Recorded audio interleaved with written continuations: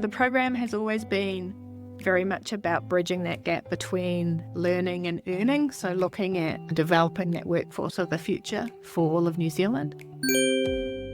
I love it because I have on the one side very grateful students, and then on the other side very grateful companies who are usually just blown away by what students can achieve, by the energy, by their ability to learn and grow. Now's good to be signing off a Summer of Tech to actually put up the roles that you've got so that the students who have been chomping at the bit since the beginning of the year, getting ready to meet you, can start get excited, do some research, be prepared when they meet you. I absolutely endorse it as a tool, and I do think that being good at AI and running AI agents is a great tool to have as a technical person coming into the job market. Like, embrace it, experiment. But I also think that it is disrupting and being a bit of a barrier in terms of getting jobs for juniors at the moment. Welcome to the Tech Waka podcast, where we dive into the journeys of New Zealand's top tech leaders. Your host for today is Jakub, bringing you conversations with tech leaders and innovators from across Aotearoa. Join us as we uncover the experiences, challenges, and successes that shape our tech community. Welcome to the Tech Waka podcast. In this episode, I'm joined by Ruth McDavitt, CEO of Summer of Tech. Ruth shares how the program has evolved over the past 20 years, why internships remain vital in today's changing tech landscape, and how AI is reshaping early career opportunities. Let's dive into it. This episode of the Tech Waka podcast is proudly brought to you by Wires Uncrossed, lifting the standard of software delivery across New Zealand, Australia and beyond. A big thanks to Wires Uncrossed for supporting the Tech Waka mission and backing the voices of our tech leadership community. To learn more, go to wiresuncrossed.co.nz. Hey Ruth, how are you? Hey Jakub, I'm good. How are you? Very good. You are a CEO at Summer of Tech. Summer of Tech is an internship program running in New Zealand. That's right. Yeah, that is true. Can you tell us a bit more about the program? Maybe a bit of history and how it came what it is today? Yeah, for sure.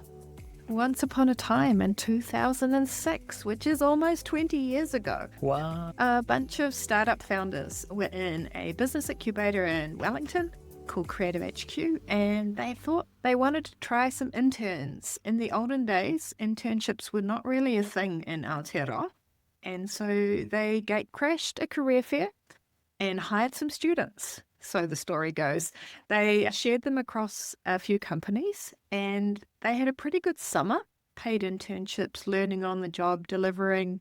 It was actually code projects back then, so I started out with software. Software was the beginning. They also discovered what the universities were not teaching. And so the next year they decided to run some free workshops to help students be more ready for the next summer. And it's pretty much evolved from then. So the program has been industry-led, founder-led, employer-led from the beginning, looking at being a support, being complementary to studies. And over the past 20 years, it's evolved, not just code and not just universities and not just startup companies. Where we find ourselves today, we have the majority of our jobs, if you like, summer internships. And they're still majority software development, software engineering, but that's about 80%. 20% includes things like IT support, design, data, cybersecurity, non-code roles. And we also have students available all year round. So it's not just summer and it's not just code. And it's also not just Wellington. So in 2014, we ran our first program in Auckland. And then since then, we've basically cracked the country. So we don't really care where the company is based. We will definitely have a student who would like to work for you. Yeah, so the program has always been very much about bridging that gap between learning and earning. So looking at developing that workforce of the future for all of New Zealand. It's been a collective approach. So the idea is that each company that participates is mentoring, teaching, training, supporting for the good of New Zealand's tech workforce. I love it because I have on the one side very grateful students, and then on the other side very grateful companies who are usually just blown away by what students can achieve, by the energy, by their ability to learn and grow over a summer period. Okay, so it sounds like students are very keen to get the experience and get paid over summer. Yeah, get a foot in the door. I think a lot of people, the theory, the learning is fine, but actually applying the learning in a real world setting is what's super exciting for a lot of students. If they're doing a software engineering degree, they need to have some work experience hours in order to be an engineer. And so we line up with that. It's always been 400 hours paid, work relevant, real jobs. They're not making coffees. They're not doing the crappy jobs. They're actually doing real projects with a mentor. Yeah. Which also coincidentally lines up with the Callaghan Innovation R&D Experience grant funding, which you might be forgiven to think wasn't a thing anymore, but it is still a thing. So Callaghan is moving some really useful stuff into MB, and that does include the experience grants. So companies who are doing anything vaguely research and development-y can quite likely apply for some funding to get the wages reimbursed, which is a massive incentive. There's pretty much no barrier. You've obviously got to have a project and got to have someone willing to mentor, but the wages are not really a problem if you can jump in for that R&D experience funding. Yeah, okay. And where people can find more information? Is it on MB's website? Is It's it on still on the your Callaghan website? website. The Callaghan website is still up and running. Yeah. Rumours of its demise. We're just Yeah. that. We're rumours. It is moving to MB, but the callahan.govt.nz, I think, is their website. But yeah, just if you Google some R&D experience grants, you should find them. 1st of July is when they open. So now is a great time to spec up the projects.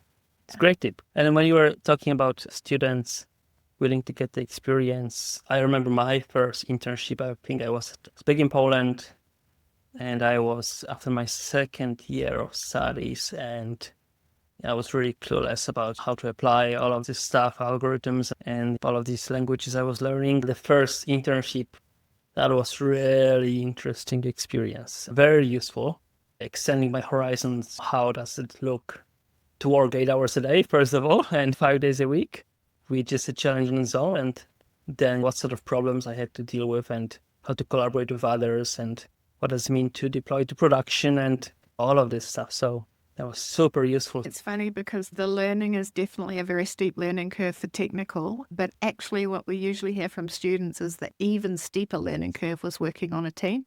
I think even if you're doing a project as a student, it does not simulate real life at all. I think, try as they might, a lot of educational institutions just cannot provide that experience. It's always one person getting a grade. It's not necessarily the actual true ebb and flow of what it is to be contributing to a team.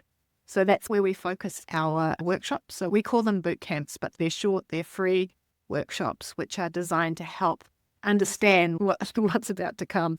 And so that could be an introduction to Agile, or it could be about code management. A lot of institutions just aren't, even just a Git 101, just trying to understand how the mechanics of a software project work in the real world. So the beauty of our model is that we're a charity and we rely heavily on volunteers. A lot of the volunteers who deliver the content for us are actually alumni. So we've got the privilege of having 20 years of people who got their first jobs with us coming back to help out, like sending the ladder back down. What do you wish you'd known as you were studying? So it's quite a virtuous circle of sharing knowledge. Oh, beautiful. And how many alumni do you have? 3,500. Oh, wow. Yeah. I wouldn't say that we're on emailing terms with all of them, but we do try and keep in touch on LinkedIn, and we do put out the call quite regularly for people who want to help out. We recently had a CV clinic where basically you come in and you have a 10-minute chat with a volunteer, and it makes me really happy. We run them in the evening, so it's after work for people who are working.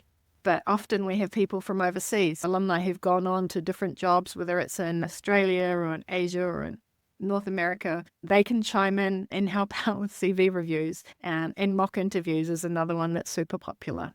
So they can give a couple of hours of their day, and then they can have really impactful conversations with students. What about employers? What kind of benefits could they expect? Yeah, I think it ranges from doing something good for the world and for our future industry, right through to actually getting work done. I always talk about this. People are often quite surprised. No, they will be able to do some project work. Often it could be an internal project that may not see the face, but that's often something that's at the bottom of the to-do list, right? It's a nice to have, but it can be quite a safe thing to give to someone doing an intern project. So they get some work done, they do something good for the world, for the industry. They also potentially might retain them. We have had, up until the past couple of years, where it's been a slightly more rocky path for us, we have had up to 80% retention. So there's not an expectation that you'll keep them, but a lot of companies are doing this basically as a feeder for a grad program or for their junior talent. And it's the best place to grow seniors is through your own ranks. You don't have to retrain them or untrain them. They're fresh. They've got new ideas. They might have learned something cool. You never know. They might be bringing some new perspectives. Yeah, the employers rave about it and come back every year that they can, particularly even smaller companies, not super small, but if you've got maybe 3 to 5 in the technical team, it's often a really good time to bring someone in. There's always going to be tasks that are great for a junior, and it's a great way also to develop your future leaders. We find that having someone in a sort of a mentor, supporting an intern role can actually be the beginning of them understanding if they can become a people leader. The best way to embed knowledge is often to teach it. Yeah, once you've had a couple of interns a year for 2 or 3 years, you can essentially basically have your alumni, your past interns can become the mentors for the ones coming through, and it becomes quite a valuable part of the business.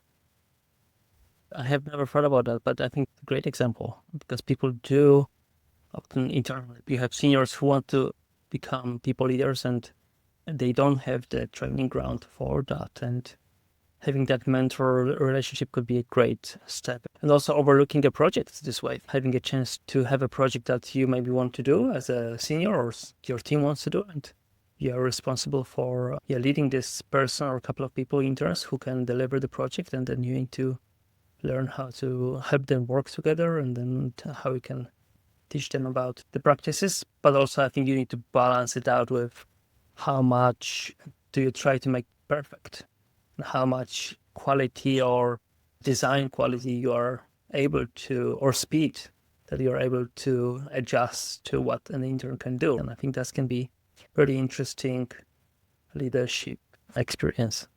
It absolutely can be. And honestly, the equal number of leaders that I speak to have to adjust their expectations up versus down. Mm-hmm.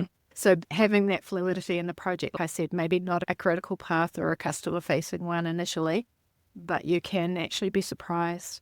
Most of our internships run across the summer, and it can be a challenge if people have got a small team and people are taking leave at that time.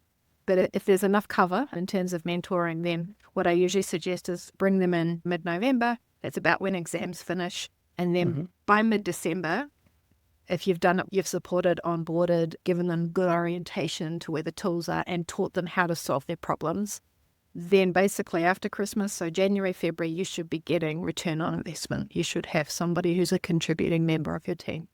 Obviously, you still need to supervise, and the stand-up might move, or the check-in might move from daily to every couple of days to every week, and you've always got to be available for those Q&As. But honestly, it's very rare that things go pear-shaped. It's usually a positive net benefit experience for everyone. And you mentioned dates, so maybe we can talk more about practicalities. How does it work? Let's say you are, let's take maybe from the employer perspective first. You're an employer, you're like, oh, maybe I can get that grant from Callahan, or maybe I'm interested. Absolutely. Where do I start? Yeah, because the Callahan grant is on, that is the good place to start. So think about a project. If it lines up with research and development, if you haven't had contact with Callahan before, just have a chat with them. They've got a network of regional partners that can talk to you. So the 1st of July is when that grant opens. So now's a good time to think about the project, spec it up, apply for the funding. We can help you find the students later on. That's probably your first step. Obviously, you need to figure out if you've got capacity across the team to mentor them, to pay the wages. And so that's the New Zealand living wage, which is just under $30 an hour. And Callahan will reimburse you at the end if you get approved for that. Otherwise, it's a great investment anyway. You should totally do it. So we run our recruitment in September. Actually, now's good to be signing off for Summer of Tech to actually put up the roles that you've got so that the students who have been chomping at the bit since the beginning of the year, getting ready to meet you, can start get excited, do some research, be prepared when they meet you. So Highly recommend that you pop the little role description up on our platform anytime from the 1st of July, or now's fine too. What we're working towards is a meet and greet event. So we're running in Tamaki Makaurau in Auckland on the 16th of September, Te Whanganui-a-Tara Wellington on the 18th. And the following Monday, the date that I've forgotten might be the 23rd of September, we've got an online version, and this is meet and greet. So this is not the job interview. This is actually the connections one-on-one. Obviously, a bigger team, bring more of your team, have conversations like a campus career fair, but you've listed the roles, so the people who come and talk to you should be prepared with good questions. When you're hiring interns, obviously you're not hiring on experience. So it's as much about the connection, the interpersonal, the conversation, the attitude, the aptitude, that kind of the vibe, as it is about the skills and experience, because most people just assume that they've got some good basics from whatever they're studying and that you can grow with them over the summer. Yeah, September meet and greet, and then we run a pretty swift interview window, sort of in the couple of weeks after that. We host what we call speed interviews. So we ask companies to select their top picks, and we will schedule 15-minute interviews so they can go boom and get them all done in a day or two. After that, it's basically open season for offers. Some candidates will have multiple offers and have that terrible choice of having to choose their favorite project. And so it just runs, there'll be an employment contract. So it's an offer, it's an acceptance, employment contract. Okay. And we run that. We're aiming to get everybody sorted before at the beginning of October so that they can go and do exams and then be ready to go as soon as that's all done for the year. Oh, perfect. And for the students, how does it look from their perspective?